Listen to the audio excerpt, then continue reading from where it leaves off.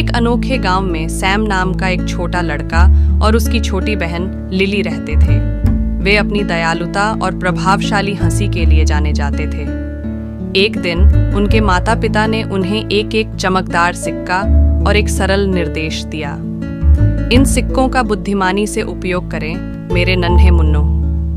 उनकी माँ ने अच्छे विकल्प चुनने के महत्व पर जोर देते हुए कहा। गांव में प्रवेश करते ही सैम और लिली के भीतर उत्साह उमड़ पड़ा।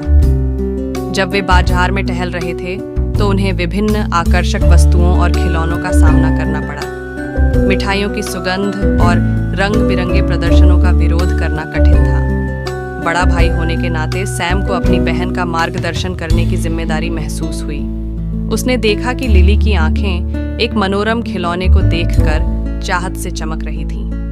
हालांकि उन्हें बुद्धिमानी से चुनाव करने के बारे में अपनी माँ की बातें याद थीं। सैम ने अपने सिक्कों को क्षणभंगुर सुखों पर खर्च करने के बजाय उन्हें बीज और एक छोटा बर्तन खरीदने का सुझाव दिया।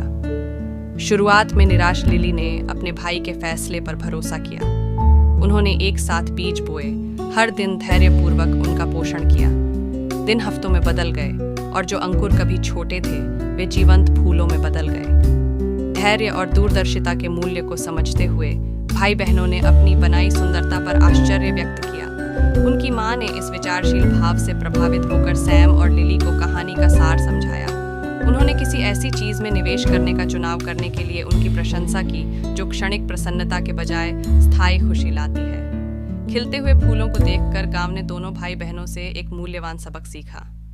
सैम और लिली की कहानी फैल गई, जिससे दूसरों को तात्कालिक सुखों से परे सोचने और धैर्य, ज्ञान और कुछ सार्थक को पोषित